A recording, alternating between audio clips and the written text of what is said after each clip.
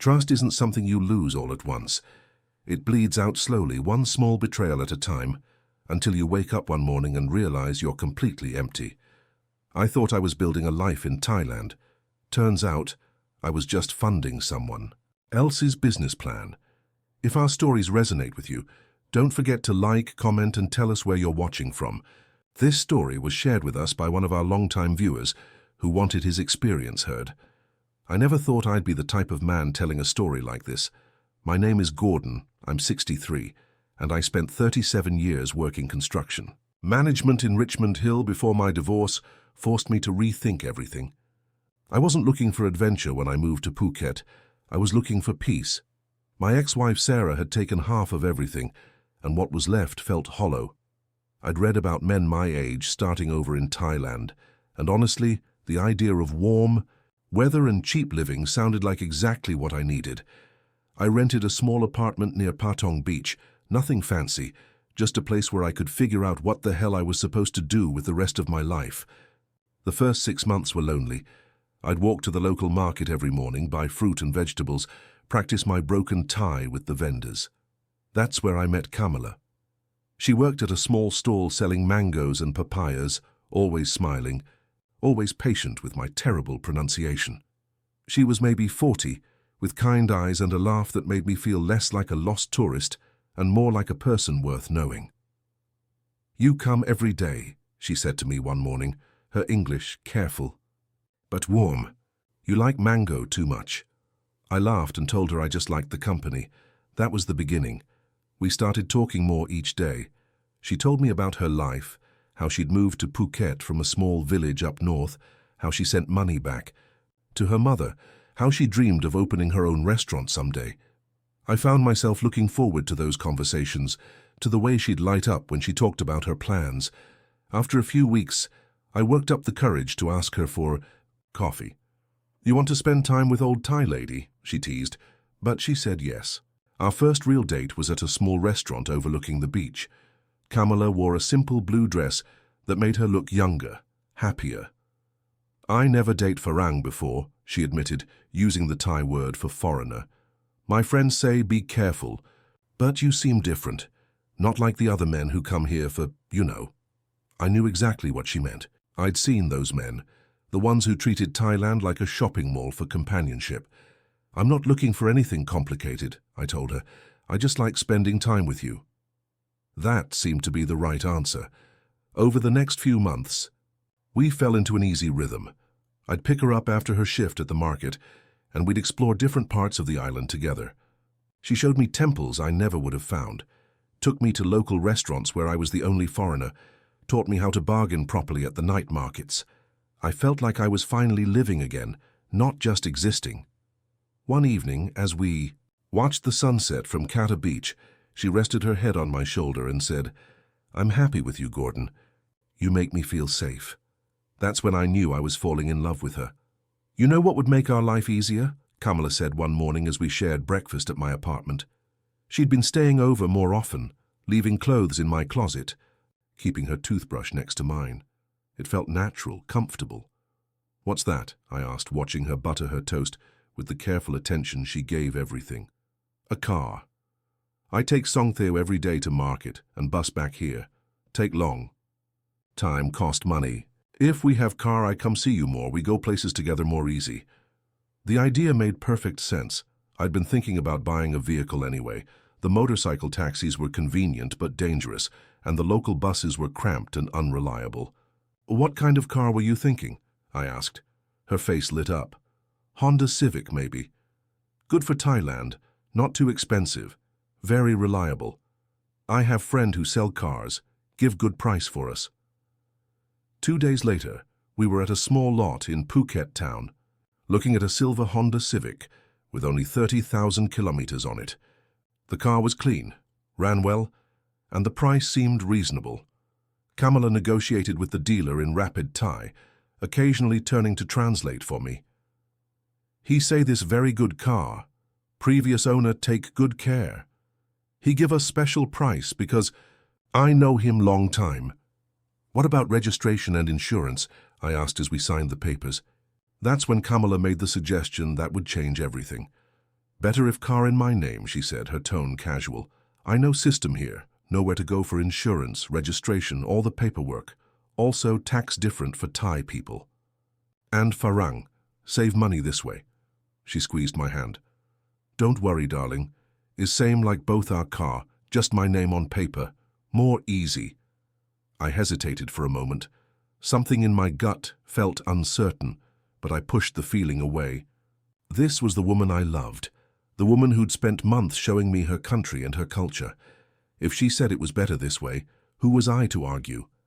I didn't understand Thai bureaucracy, didn't speak the language well enough to navigate government offices. It made sense to let her handle the technical details.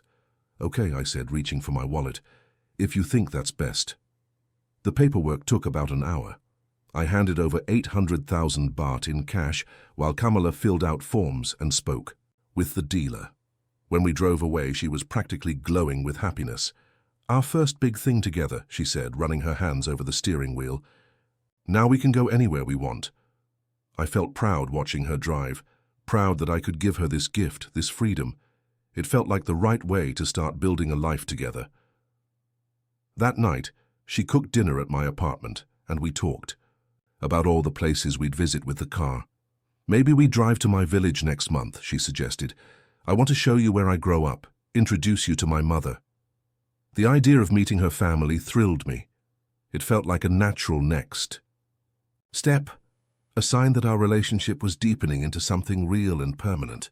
For the first few weeks, everything was perfect. Kamala would pick me up in the mornings, and we'd drive to the market together. She'd work her shift while I explored nearby shops or sat at a coffee stall reading. In the evenings, we'd use the car to discover new restaurants, visit different beaches, sometimes just drive around the island talking about everything and nothing. I loved watching her confidence grow behind the wheel, the way she'd sing along to Thai pop songs on the radio. But gradually, I started noticing things. It began with phone calls. Kamala would be driving, and her phone would ring. She'd answer, in Thai, speaking quickly and quietly, often glancing at me with what looked like nervousness. When I asked who was calling, she'd give vague answers. My sister, need help with something. Or, market friend, asking about prices. The conversations always seemed urgent, intense, not like the casual family chats I'd expect. Then there were the early mornings. I'd wake up and find Kamala already gone, a note on the kitchen table saying she had errands to run, or was helping her cousin with something. She'd be gone for hours, returning in the afternoon with the car smelling like cigarette smoke and unfamiliar perfume. When I mentioned it, she'd laugh it off. I stopped for coffee, other people smoking. You know how Thai people are with cigarettes. One morning, I decided to pay attention to the odometer. The car had 42,000 kilometers when Kamala left for her errands. When she returned 6 hours later, it showed 42,087 kilometers. 87 kilometers in 6 hours for errands around Phuket. That didn't make sense. The island wasn't that big. Where did you go today? I asked casually as she unpacked groceries. Market first, then help Sirikul with moving some furniture to new apartment, then stop by pharmacy for my mother's medicine. Her answers came quickly, smoothly, too smoothly. That's a lot of driving for furniture and medicine. She stopped unpacking and looked at me with an expression I hadn't seen before. Not angry exactly, but something colder. Gordon, you want to know everything I do every minute. I thought you trust me. I do trust you, I said quickly, feeling guilty for questioning her. I just worry when you're gone so long. I'm not child, she replied, her voice softer but still carrying an edge. I can take care of myself. If you don't like me using car, maybe better I go back to taking bus everywhere. The thought of her struggling with public transportation again made me feel selfish and controlling. No, of course not. The car is for both of us. I'm sorry I asked too many questions. But the questions didn't stop bouncing around in my head. A few days later, I was organizing the trunk of the car when I found something that made my blood run cold. Hidden under the spare tire, wrapped in a plastic bag, was a removable taxi sign, the kind that magnetic mounted on car roofs. Along with it was a taxi meter still in its box and a folder of official-looking documents in Thai. My hands shook as I opened the folder.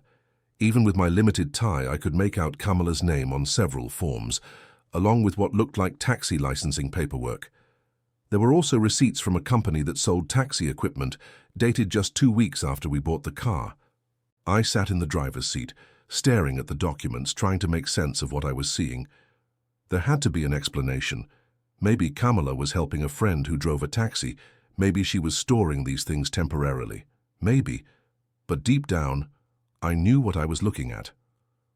When Kamala came home that evening, I was waiting in the living room with the taxi sign on the coffee table. Her face went white when she saw it, then immediately crumpled into tears. "Gordon, I can explain," she said, rushing toward me. "Is not what you think." "What is it then?" I asked, my voice calmer than I felt. "My friend Niran, she drive taxi, but her car break down. She asked me to keep her equipment while she get car fixed. I was embarrassed to tell you because I know you think taxi drivers are. You know, not good people. And the paperwork with your name on it. She used my name because her license expired and she need time to renew. Is just temporary, I promise. I was going to tell you, but I didn't know how. I wanted to believe her. God, how I wanted to believe her. But something in her eyes, the way she couldn't quite meet my gaze, told me there was more to the story. "Show me your friend's broken car," I said. "What?" "If her car is broken and she needs to store this equipment, show me where her car is." Kamala's tears stopped instantly. "Why you don't trust me? Why you have to check everything like police?" "Because I found taxi equipment hidden in our car with your name on official documents. That's not something you store for a friend." We stared at each other for a long moment. Finally, she sat down across from me, her hands folded in her lap. "Okay," she said quietly, "I tell you truth, but you have to promise not to be angry." I nodded, though I was already angry and scared and confused. "I take taxi license because I want to make extra money, not for me, for us. I see how much you spend on everything, and I want to help. I thought maybe I drive taxi a few hours a day, make small money to help with rent and food. Using our car is in my name already, so is legal. I was going to tell you after I see if I can really do it, if I can make good money. I didn't want to worry you if it doesn't work out." Her explanation sounded reasonable, almost sweet. A woman wanting to contribute financially to her relationship. But something still felt wrong. "How long have you been doing this?" "Only few times," she said quickly, "just to test if I like it. Maybe 2-3 trips total." But the paperwork I'd found looked more extensive than that. The taxi meter wasn't even out of its box, yet she claimed to have been taking passengers. Nothing added up. I spent the next week in a haze of doubt and suspicion. Kamala had promised to return the taxi equipment to her friend, but I noticed she was more secretive than ever about her comings and goings. She'd take the car in the morning and be gone most of the day, returning with explanations about shopping, visiting family, or helping friends with various tasks. The mileage kept climbing. In 1 week, the car gained over 300 kilometers. For someone just running errands around Phuket, that seemed excessive. I started paying attention to other details. The car seats were adjusted differently. When she returned, suggesting multiple drivers or passengers of different heights. There were small items left behind, receipts from locations I'd never heard of, a tourist map with hotel locations circled, business cards for travel agencies. When I asked about them, Kamala would shrug. "People leave things. You know how messy Thai people are."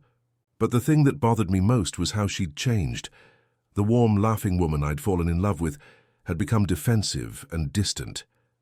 Our conversations felt guarded. She'd get nervous when her phone rang, often stepping outside to take calls. When I suggested we spend a quiet day together, she'd claim she had obligations, people depending on her. One morning I made a decision that felt both necessary and wrong. I was going to follow her.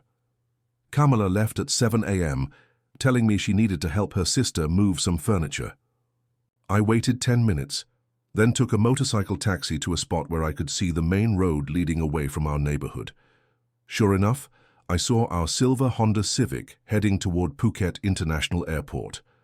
I hired the motorcycle taxi, driver to follow at a distance, my heart pounding with guilt and dread. What kind of man follows the woman he loves? But I had to know the truth. At the airport, I watched Kamala park in the taxi queue. She got out, pulled the magnetic taxi sign from the trunk, and attached it to the roof of the car. Within minutes, she was loading luggage for a family of tourists, all smiles and helpful efficiency. She took their money, gave them a receipt, and drove off with them in the back seat. I stood there in the tropical heat, feeling like the world had shifted underneath me. This wasn't helping a friend. This wasn't making a little extra money on the side. This was a full-scale taxi operation using the car I'd bought for us, the car that was supposed to represent our life together. The motorcycle driver looked at me with sympathy. "Your wife?" he asked in English. I nodded, not trusting my voice. Same many Farang," he said gently. "Thai women very clever, very business smart."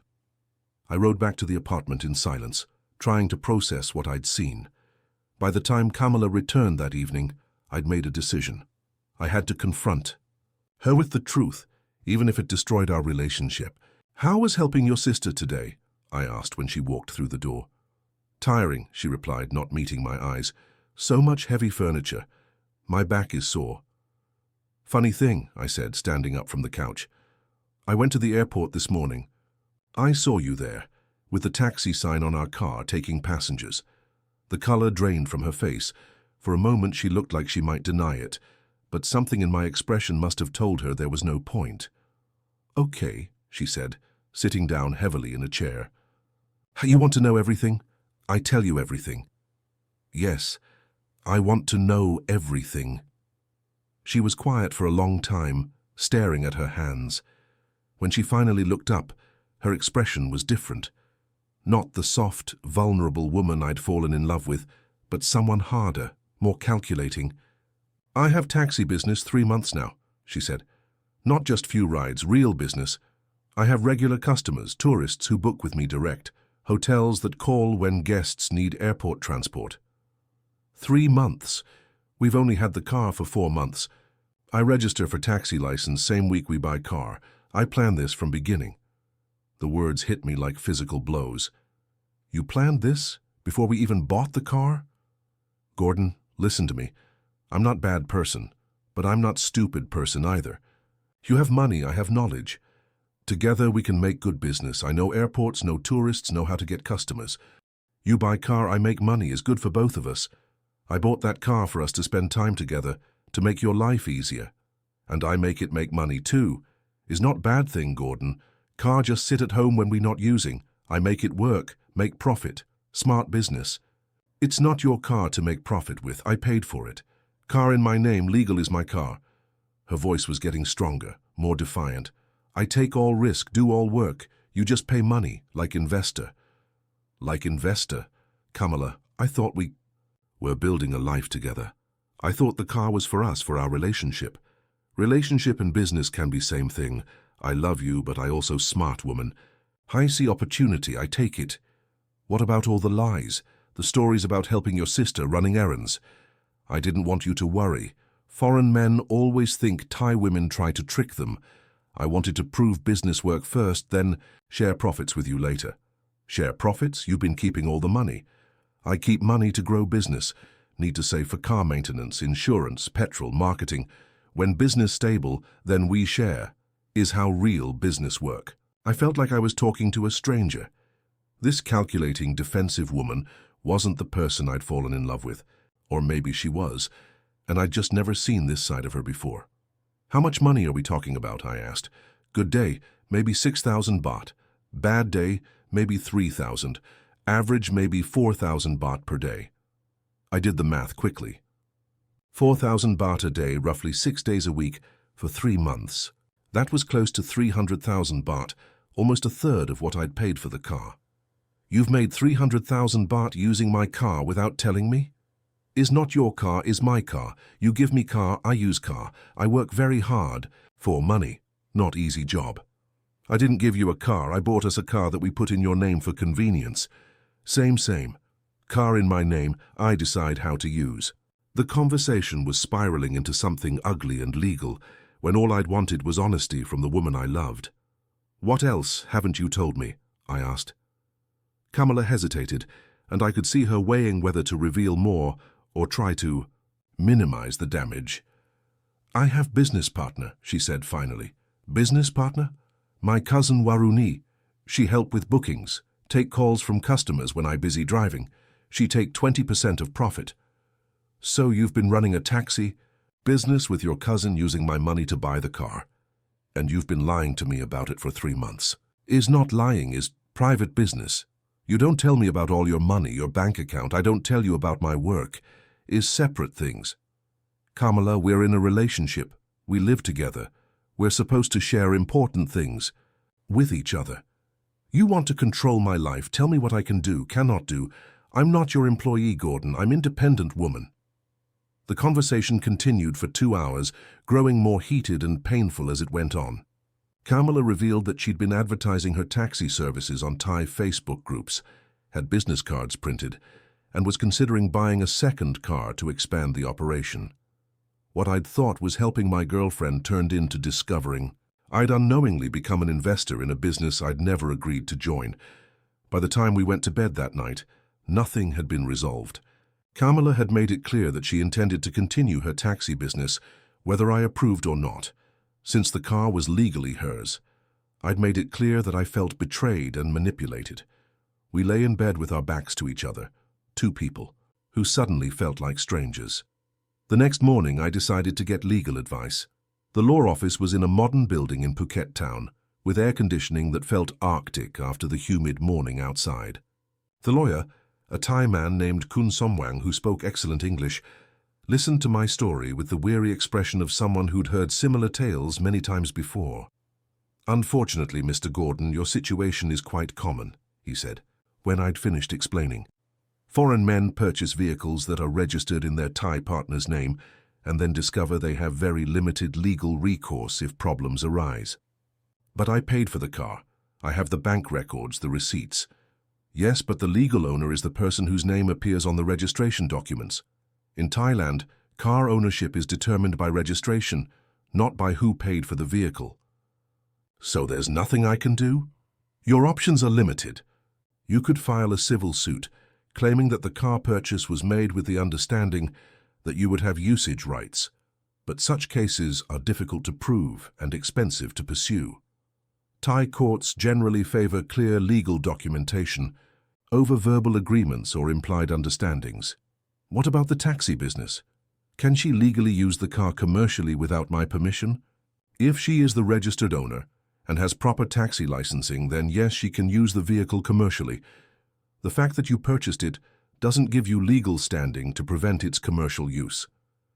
Even though I had no idea she was planning to use it as a taxi. Unless you have written documentation stating that the car could only be used for personal purposes, your knowledge or consent regarding its commercial use is not legally relevant." Kun Somwang leaned forward, his expression sympathetic but firm. "Mr. Gordon, I must tell you that I see cases like this several times per month. Foreign men, often retirees or divorcees, who purchase property or vehicles in their Thai partner's name for tax reasons or convenience, only to discover later that they have no legal control over assets they paid for. What do other men in my situation do? Some choose to accept the situation and try to work out a financial arrangement with their partner. Others end the relationship and write off the loss as an expensive lesson. A few pursue legal action, but the costs often exceed any potential recovery. And if she decides to sell the car, as the legal owner, she has every right to sell the vehicle and keep the proceeds. Your financial contribution to the purchase does not create any legal claim to the asset or its sale value." I left the lawyer's office feeling sick to my stomach. Not only had I been deceived by the woman I loved, but I had no legal recourse to protect myself. I'd essentially given Kamala a free car that she was now using to run a business I'd never agreed to support. But the legal situation was about to get much worse. 2 days later, I was going through our paperwork to better understand my financial exposure when I found something that made my heart stop. Hidden in a folder of car documents were loan applications, multiple loan applications, all using the car as collateral. The documents were in Thai, but I could make out amounts, dates, and signatures. I took them to a translation service in town, and what I learned destroyed what little trust remained between Kamala and me. She had borrowed money from 3 different sources, 2 private lenders and 1 microfinance company. The total amount was nearly 500,000 baht, more than half the value of the car.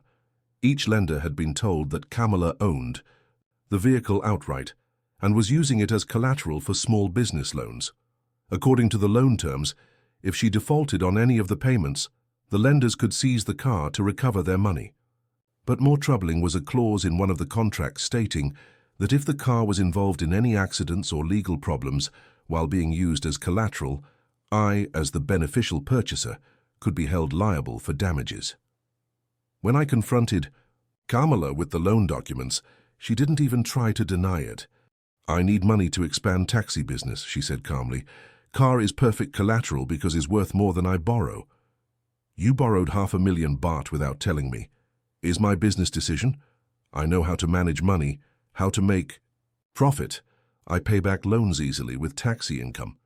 And what happens if you can't pay them back? What happens if there's an accident while you're driving passengers?" "Will not happen. I'm very careful driver, very good with money management. Kamala, if something goes wrong, I could lose everything. The legal advice I got said I might be liable for problems with the car even though it's not in my name. You worry too much. Business is good, customers are happy, money is coming in every day, no problems. You've put us both at financial risk without asking me. You've borrowed money against an asset I paid for." "I put us at financial opportunity," she corrected. "With loan money, I can buy second car, hire driver, expand business to other islands. In 1 year, we make back all money and much profit." "We? You keep saying we, but you make all these decisions yourself. You are my partner in life, so you are partner in business too. When I make money, you benefit. When business grow big, we both rich." "I never agreed to be your business partner. I thought I was your boyfriend." "Can be both. Modern couples do business together all the time. Is smart way to build future." But looking at her across our kitchen table, I realized we had completely different ideas of what our future looked like. She saw a business partnership disguised as a romance. I thought I was building a loving relationship that happened to involve shared assets. The final betrayal came when I decided to check with the local expat community about my situation. I'd been avoiding other foreign residents since moving to Phuket, preferring to experience Thailand through Kamala's eyes rather than through the lens of bitter expatriates. But I needed advice from people who understood the local system. At a bar in Patong that catered to long-term expats, I carefully explained my situation to a few men who'd been living in Thailand for years. The reaction wasn't what I'd expected. "Silver Honda Civic?" asked a British man named Pete. "Your girlfriend, Kamala?" I nodded, suddenly feeling exposed. "Mate, everyone knows about Kamala's taxi business. She's been talking about her investor boyfriend for months." "Investor boyfriend?" "Yeah, the rich Canadian guy who bought her a car so she could start a transport business. I'm American and I'm not rich." Well, that's how she's been describing it. Said she found a foreign guy who was lonely enough to fund her taxi operation without realizing what he was paying for. Another man, Australian by his accent, laughed bitterly. "Classic Thai business model, mate. Find a foreign guy who's isolated and love-struck. Get him to buy something expensive in your name, then use it to make money. My ex-wife did the same thing with a motorcycle shop." "You mean this is common?" "Common as rain in monsoon season," Pete said. "Half the relationships between Thai women and foreign men have some kind of business angle. Sometimes the guys know about it and don't care. Sometimes they figure it out and walk away. Sometimes they never figure it out at all. But she told me she loved me." "Maybe she does," said the Australian. "Doesn't mean she can't love you and run a business with your money at the same time. Thai women are practical. They're not going to turn down a good business opportunity just because they have feelings. So what should I do?" "Depends what you want," Pete said. "If you can live with being the silent investor in her taxi business and she's willing to share the profits, might not be a bad arrangement. If you feel betrayed and can't trust her anymore, cut your losses and move on." "What about the money I invested in the car?" "Consider it gone. You'll never see that money again, and fighting for it will cost you more than it's worth. The question is whether you want to keep putting new money into the relationship or stop the bleeding now." The conversation continued for another hour, with various men sharing similar stories of financial manipulation, business partnerships that weren't, and the complex dynamics of cross-cultural relationships where money and love became tangled together. By the time I left the bar, I felt both less alone and more hopeless than when I'd arrived. I walked along the beach that night, thinking about everything that had happened. 6 months ago, I'd been a lonely, divorced man looking for a fresh start. I'd found love, or what I thought was love, with a woman who seemed to understand me and care about building something together. Now I felt like I'd been living in a carefully constructed illusion, playing a role in someone else's business plan without knowing it. The worst part wasn't the money, though losing the car and potentially being liable for Kamala's loans was financially frightening. The worst part was realizing that I'd been so desperate for connection that I'd ignored obvious warning signs and made decisions that put my future security at risk. When I got home, Kamala was waiting up for me. "Where you go tonight?" she asked. "Had some drinks with other expats, talked about my situation." "What they tell you?" "That everyone in the community knows about your taxi business, that you've been calling me your investor boyfriend." She was quiet for a moment, then shrugged. "Is not secret. I'm proud of successful business. I'm proud of smart boyfriend who helped me start it." "Kamala, do you understand why I'm upset about this? I understand you feel embarrassed that other people know about our business, but why be embarrassed? Is good business, make good money, should be proud. I'm upset because I feel like you've been using me, like our whole relationship was designed to get me to buy you a car." "Is not using, is partnership. I give you love, companionship, show you Thailand, make you happy. You give me car, I make car work for both of us. Is fair trade." "But I didn't know it was a trade, I thought it was a relationship." "Can be both," she said again, but this time her voice was softer, less certain. "What happens now?" I asked. "You have choice," she said after a long pause. "You can accept that I am businesswoman and we work together as partners. I share profits with you. We grow business together, maybe buy second car, make real money. Or you can be angry and jealous and we end relationship. Those are my only options. What other option is there? Car is in my name, business is legal, customers are happy. I cannot change what already done. You could sell the car and we could start over." "Sell car and do what? I have no job, no money, no way to take care of myself. And you have no girlfriend, no one to share life with is stupid option." "What about the loans you took out?" "I pay back loans with business profit, no problem. And if something goes wrong, if there's an accident or you can't make the payments, then we deal with problem.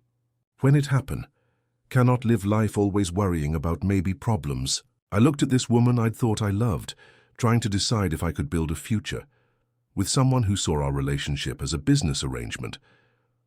Part of me admired her entrepreneurial spirit, her refusal to be dependent on a man for financial security. But another part of me felt hollow and used, like I'd been carefully manipulated from the very beginning. "I need some time to think," I told her. "How much time?" "I don't know, maybe a few days, maybe longer." "Okay, but Gordon, remember this. I'm not bad person. I'm woman trying to build good life. You can be part of that life or not, but I will. Not go back to being poor and dependent, just to make you feel better about being generous." The next morning, I moved into a small hotel near the beach. I needed space to think clearly about what I wanted to do next. Kamala didn't try to stop me from leaving, which somehow hurt more than if she'd begged me to stay. For 3 days, I walked the beaches, sat in coffee shops, and tried to untangle my feelings from the financial reality of my situation. I was angry about being deceived, but I also recognized that cultural differences might have played a role in our misunderstanding. In Kamala's world, maybe mixing love and business was natural and practical. In mine, it felt like betrayal. I was also forced to confront some uncomfortable truths about myself. Had I been so lonely and desperate for companionship that I'd ignored obvious warning signs? Had I unconsciously wanted to be needed so badly that I'd overlooked the transactional nature of what was happening? Was I angry about being used, or was I angry about being naive? On the 4th day, Kamala called me. "Gordon, I miss you. Can we talk?" "I miss you too," I admitted, "but I don't know how to move forward from this." I have idea. You come back home, I show you business spreadsheet, all money coming in, all expenses. We make real partnership. Agreement. Split profits 50-50. You help with marketing to foreign customers, I handle Thai customers and driving. We work together like real team. And what happens to the loans you took out? I pay back with business income. Is no problem. For you. But what if you can't pay them back? Then we sell car, pay back loans, start different business. But will not happen. Business is good, getting better every day. Her proposal was actually reasonable from a business perspective. The taxi operation was profitable. There was clearly demand for reliable airport transportation. And with my help she could probably expand into serving more foreign tourists. But I couldn't shake the feeling that accepting her offer would be validating everything she'd done behind my back. I need to see those loan documents again, I said. I need to understand exactly what my legal exposure is. Okay, I show you. Everything. Complete transparency now, no more secrets. And I need to know that you understand why I felt betrayed. This isn't just about money, Kamala. It's about trust. I understand. I hurt your feelings because I didn't tell you truth. From beginning. But you must understand too, Thai women cannot survive just on love. We must be practical. That afternoon I met with Kamala at our apartment. She had prepared a folder with all the business documents, loan agreements and financial records from her taxi operation. Seeing everything laid out systematically was both impressive and terrifying. She'd been meticulous about tracking income and expenses. The taxi business was generating between 20 and 30,000 baht per week after fuel and maintenance costs. She'd been setting aside money for loan payments and had enough saved to cover the next 3 months of obligations. From a purely financial standpoint, the operation was sound. You see, she said, pointing to the profit columns, business is growing every month. More repeat customers, more hotel referrals is good investment. What happens if tourism drops? If there's another pandemic or economic problems? Same thing happened to any business. We adjust, maybe do different service. Thai people very flexible. And the loans, what exactly am I liable for if something goes wrong? She pulled out the translated loan documents. Only this one, she said, pointing to the smallest loan. 50,000 baht. Documents say if I cannot pay and you are... What word? Beneficial owner, then maybe you responsible. But other loans, only my responsibility. 50,000 baht wasn't nothing, but it wasn't catastrophic either. I'd already lost more than that buying the car in the first place. If I agree to this partnership, what would change? We make legal agreement about profit sharing. You help with English website, maybe brochures for hotels. I handle all driving and Thai customers. We both sign all future business decisions. And our relationship? What happens to us personally? For the first time since this whole situation began, Kamala looked uncertain. I don't know, Gordon. I love you, but I also hurt you. Maybe trust need time to grow back. Maybe we try being business partners first, see if we can work together, then maybe personal relationship come back later. Her honesty was refreshing after weeks of lies and half-truths, but it also confirmed what I'd suspected. The romantic relationship I'd thought we were building had been secondary to the business opportunity from the beginning. I need one more day to decide, I told her. Okay, but Gordon, remember this. With or without you, I continue business. Car is mine, license is mine, customers are mine. Question is only whether you want to be part of it or not. That evening, I called my daughter, Sarah, back in Richmond Hill.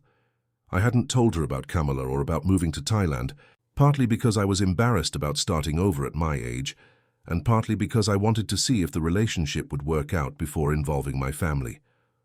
Dad, you're calling from where? She said when I explained where I was. Thailand. I've been living here for about 8 months. And you're calling me about a woman who's been using your car as a taxi without telling you. That's the simplified version, yes. Sarah was quiet for a long moment. Dad, this sounds like a scam. Like she targeted you specifically because you're a lonely foreign man with money. I don't think it was that calculated, I said, though I wasn't entirely sure anymore. Maybe not from the beginning, but it sounds like she saw an opportunity and took advantage of it. The question is what you're going to do now. She's offered to make me a partner in the business, split the profits 50-50. With a car you bought and she owns legally? That's generous of her. I could hear the sarcasm in my daughter's voice, and it stung because it reflected my own thoughts. What would you do? I asked. I'd come home. I'd chalk this up to an expensive mistake and get out before it gets worse. But I'm not a 63-year-old man trying to rebuild his life in a foreign country. Do you think I'm being naive?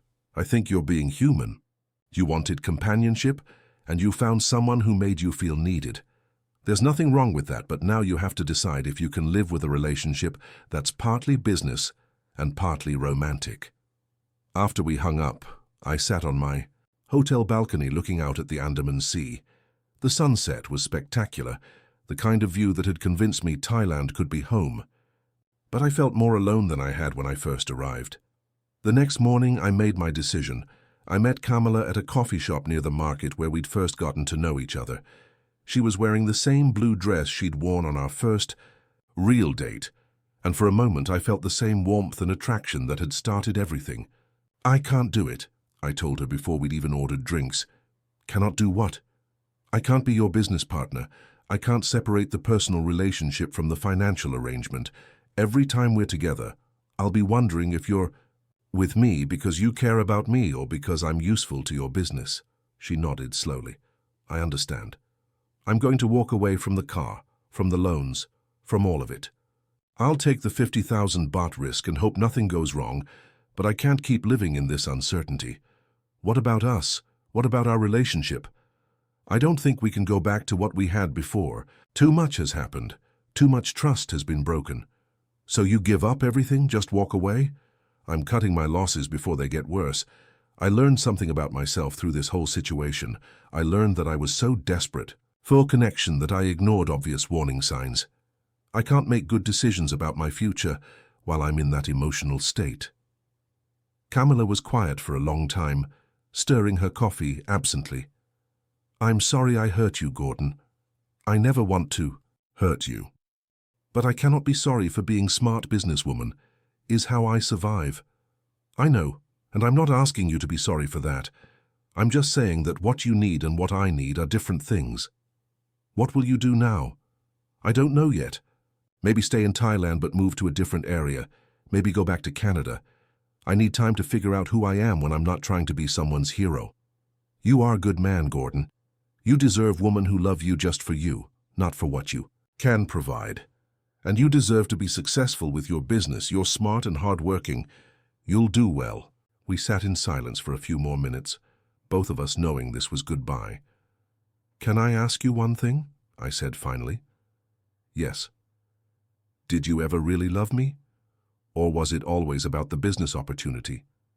She looked directly at me for the first time since we'd sat down. Both, she said quietly. I love you, but I also saw a chance to build better life. In Thailand, women must think this way.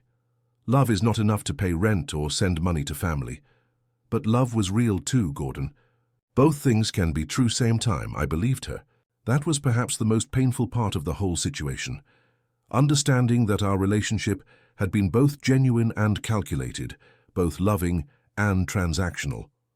3 months later, I'm writing this from a small apartment in Chiang Mai, 800 kilometers north of Phuket. I chose this city because it has a large expat community, but a completely different feel from the beach towns in the south. So it's quieter here, more focused on culture and temples than on tourism and nightlife. I've learned to live more carefully. I rent my apartment month to month. I keep my finances separate and simple, and I've made friends with other expats who've been through similar experiences. Not all relationships between foreign men and Thai women are business arrangements disguised as romance, but enough of them are that you have to be cautious. I still think about Kamala sometimes. I wonder if her taxi business is thriving, if she ever paid back those loans, if she found another foreign man to help her expand her operation. Part of me hopes she's successful. She was right about being a smart businesswoman, even if her methods were ethically questionable. I learned that loneliness can make you vulnerable to manipulation, but it can also open you up to experiences and connections you never would have found otherwise. I'm more cautious now, but I'm also more self-aware. I understand my own needs and motivations better than I did before. The 50,000 baht loan liability never materialized. As far as I know, Kamala managed her financial obligations without any problems. I lost the car and about 800,000 baht total, but I gained some hard-won wisdom about cross-cultural relationships and about my own psychological vulnerabilities. I'm not bitter anymore, just wiser. Thailand is still a beautiful country with warm, generous people, but it's also a place where economic desperation and cultural differences can create complicated situations for unwary foreigners. The key is finding the balance between openness to new experiences and protection of your own interests. My advice to other men in similar situations is simple. Keep your heart open, but your finances separate. If someone you're dating suggests putting major assets in their name for any reason, get independent legal advice first. If something feels too good to be true, it probably is. And if you find yourself ignoring obvious warning signs because you don't want to lose someone's companionship, step back and examine your own motivations honestly. Love shouldn't require you to make financially dangerous decisions.